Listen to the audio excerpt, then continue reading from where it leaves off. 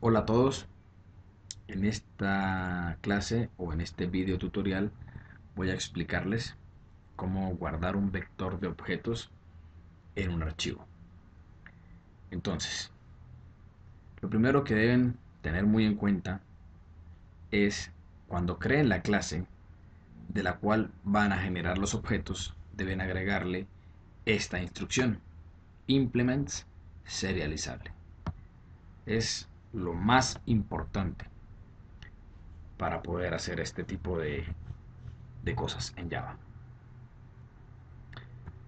Entonces, como verán, he creado aquí una clase que la he llamado persona para efectos del video tutorial.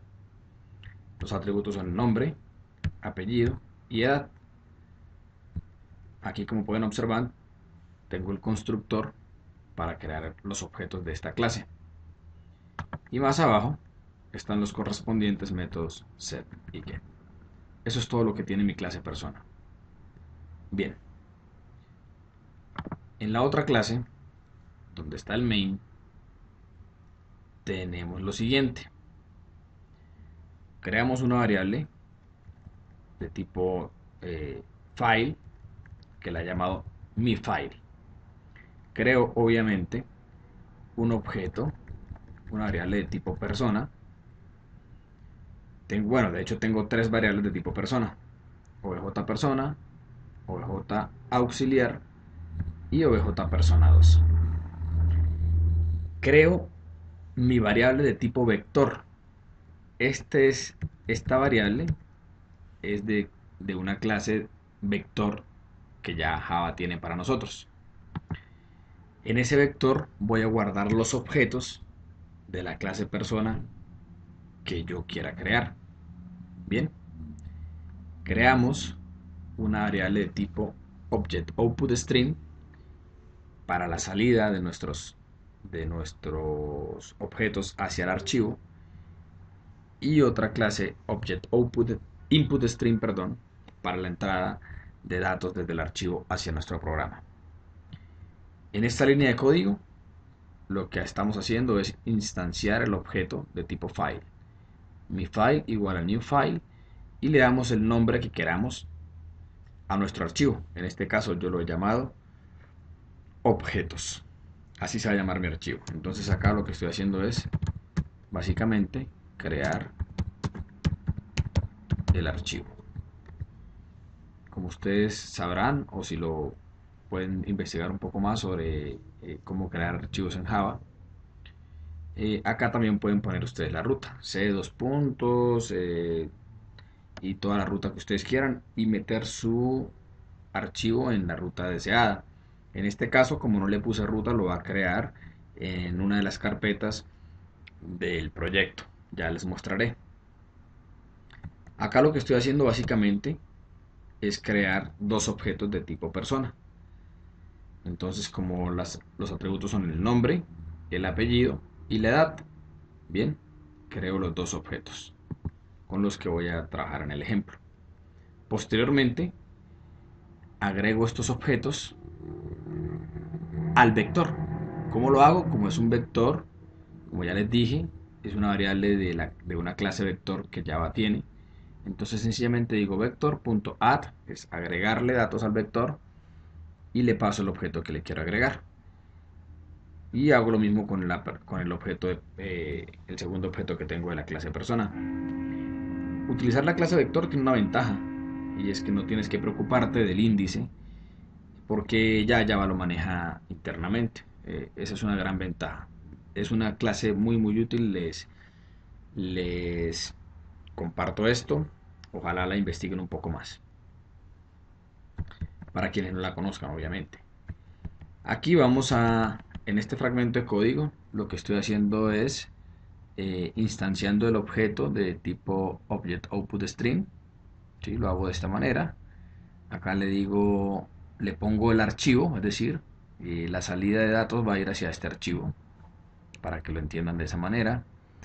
Y luego de que ya instancié este objeto, entonces escribo. ¿Cómo escribo? Utilizo el objeto que ya creé en la línea anterior y le digo write object, porque lo que voy a escribir en este archivo es un objeto. Recuerden que en Java todo es objetos, todos son objetos.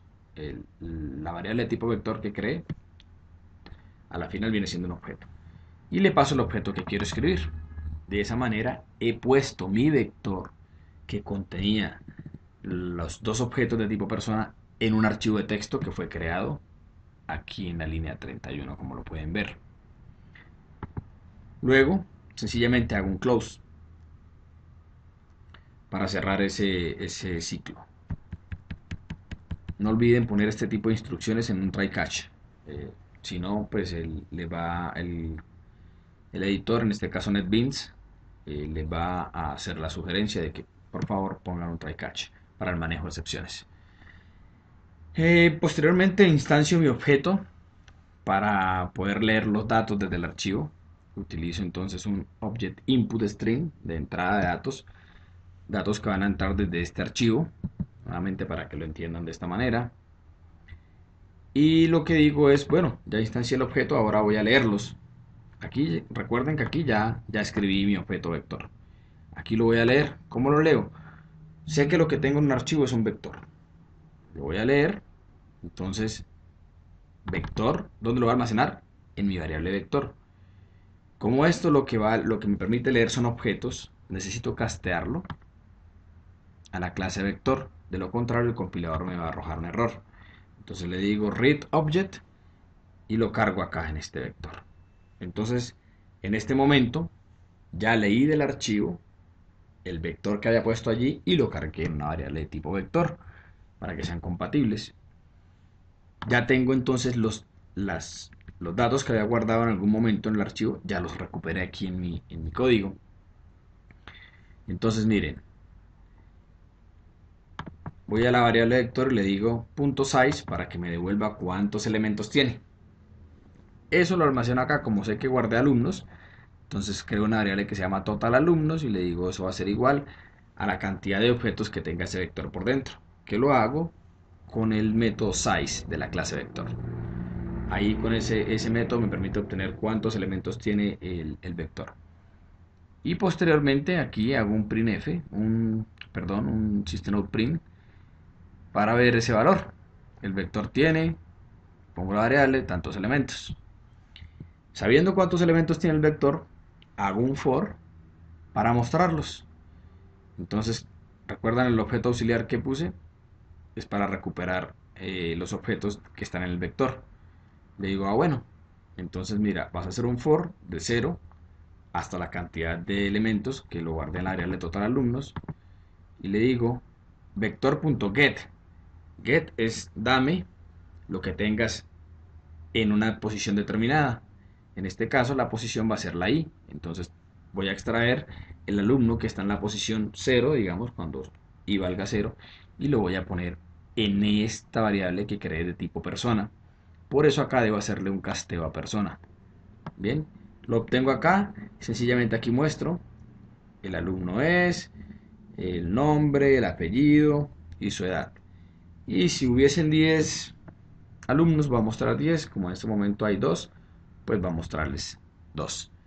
Bien, esa es la explicación de este código fuente. Vamos a verlo funcionar. Compilemos